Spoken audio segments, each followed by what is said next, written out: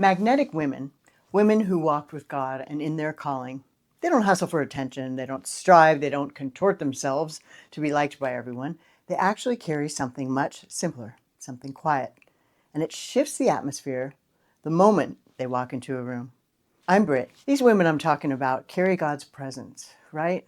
And these 5 tiny little habits I'm about to share with you. You know, they really changed how people resonated and responded to me instantly when I started using them. So let me be clear.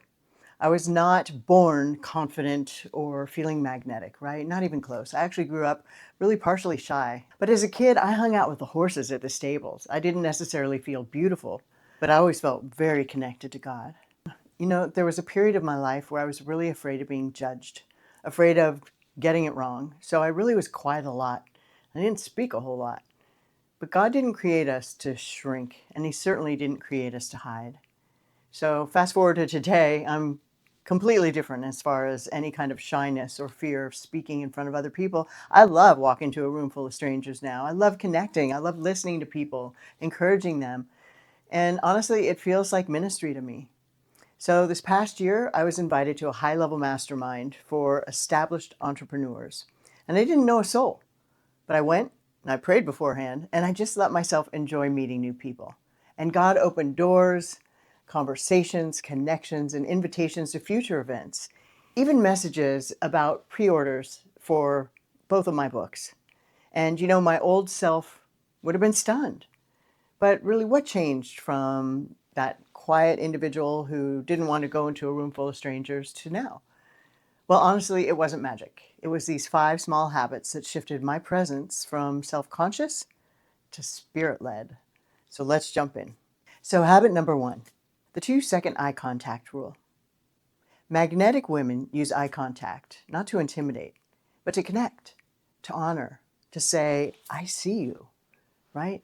There's research showing that people who hold eye contact 60 to 70% of the time are really perceived as more confident and trustworthy and even grounded.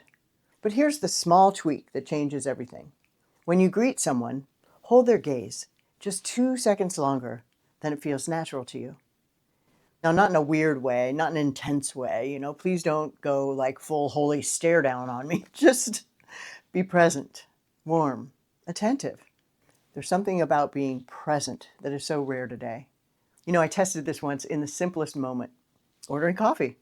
I held eye contact just a beat longer, and the barista's whole demeanor changed. It softened, she smiled, she relaxed and brightened up. And ever since I've done consulting, I see it in my clients. Sitting down, looking them in the eyes for just a moment longer, shoulders dropped, spirit lifted, heart opened. These 2 seconds, that's it. It sends the message, you matter, and I'm here. But eye contact isn't the only silent message that you send. Habit number 2, the open posture reset. That's also silent, right? Yet your body introduces you before your words ever do. You know, this tiny shift called the open posture reset is really effective. When you walk into a room or when you're sitting to talk with someone, just simply drop your shoulders in a relaxed way. Uncross your arms. This, of course, tells everyone I'm not really open to whatever you have to say. Lift your chin slightly. Turn your body toward the person in front of you and keep that eye contact. Just 1 second. Just a 1-second reset here is all I'm talking about. It's not trying to look powerful. It's not trying to stage yourself. It's just about agreeing with God. I belong here. God sent me here. I'm here to help this person. And His presence goes with me. So it's a lot more about God than it is about you at that moment. And you have a lot more to offer. When we get out of ourselves and get out of our own way, right? We're much easier to connect with other people. But it's easier to feel present. Now, once I was at a large conference where I didn't know anyone, and I really walked in with this open posture, not pretending, not positioning, not puffed up, but just grounded, right? And the conversations that happened, I'll never forget that. The connections, I even have a new best friend from that night. It was beautiful. And when your body says, look, I'm present, I'm open, I belong here, people feel it.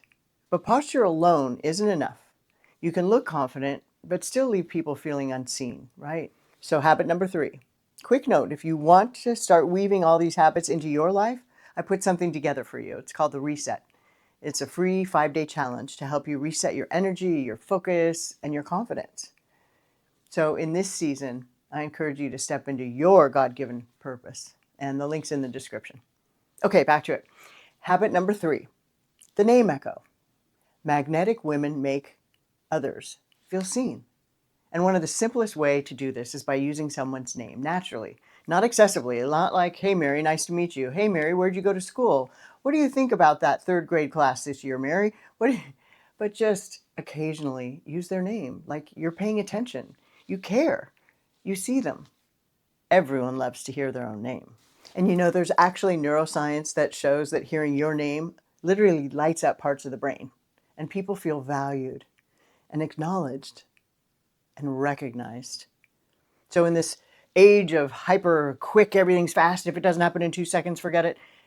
It's really a treasure to let somebody know that you see them, you value them. That is a rare gift in today, the day of robots, right? Oh my gosh, I've just seen the latest robots. Have you seen that? Our dancing robot, Elon's latest robots, Omnirobot, Omnibus. Anyway, pretty exciting stuff, and can be a little intimidating too.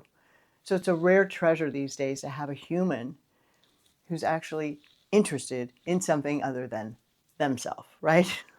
And in case you're wondering how much is too much or not enough to use someone's name, hello, and maybe goodbye, Mary. See you later, maybe once through the conversation, because it really will help them feel honored, and it helps you remember their name as you go. I use it all the time because that way I can remember. Sometimes I have people spell their name, and it really builds connection. Just don't overdo it. We've all met that person who uses your name like 6 times in one sentence. That's not magnetic. That's just creepy. So if it's used gently, this habit really does open hearts. And I've watched people do it with me masterfully. And I really admire that. So number 4, the micro pause. Have you ever been around someone who fills every silence? They're not comfortable with a pause or even a few minutes of just no words? In high pressure situations, before answering a question, I trained myself to stop, breathe, and gather my thoughts. And suddenly people saw me as calm and wise and confident. And I felt more that way too. And sometimes even when I didn't feel that way. Because this tiny habit, before you answer someone or you make a point or share your own opinion, which by the way, nobody needs all of my opinions all the time on every subject, just pause for a beat, right? Because confidence doesn't rush in. Confidence is in not needing to. And a pause allows a space for the Holy Spirit to steady you. And it really allows your words to land. We've all been around that person that just talks incessantly. You can't get a word in edgewise. You even wonder how they're breathing. And that's probably been me more than once as well. So remember, this pause really allows space, again, for the Lord to tell you what He wants you to say. Habit number 5, curiosity. If there's one thing that instantly makes a woman magnetic, it's genuine curiosity. Too often we focus on being interesting, right? The hardest way to build connection is trying to be interesting, right? And Harvard research confirms that people who ask thoughtful follow-up questions are rated much more likable and much more competent. So this tiny habit, ask one follow-up question that goes a little deeper. Instead of how's work? What's God been doing in your work lately?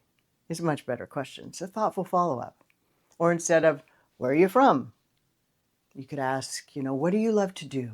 Or what do you love about living here? And curiosity turns small talk into soul talk. And it turns strangers into sisters. It's happened to me, and I hope it happens to you.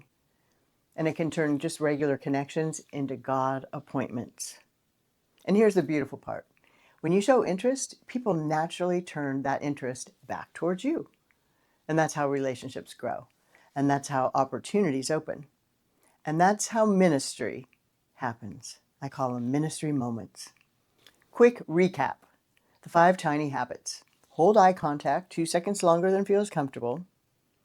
Reset your posture so your body says, I belong here, nice and open. Number 3, use the name echo naturally. And number 4, master the micro pause. It's super effective. And speak connection with curiosity is number 5. So if I can turn into a woman who walks into a room excited to meet strangers instead of with trepidation, so can you. God didn't create you to shrink. He created you to shine. I believe that. And these habits, they don't change who you are. They just help reveal and release who God already made you to be, a shining light for Him. Now, if you want to keep building habits like these into your life and you would like some free encouragement, join me inside the Reset, right? The free 5-day challenge. And there is a link below. In addition to that, I'd love to hear from you. You know, which of these 5 habits will you try this very week? Tell me in the comments so I can cheer you on. And if this really encouraged you, please give this video a like, a subscribe, share it with somebody else, another woman who you love, who you want to support and to step into their God-given destiny. She'll appreciate it. And if you're ready for your next step and you'd love to be around a group of supportive women, I have a free school group for you, and the link is in the description below. Love to take these deeper with you. See you there. And just remember, you are beloved.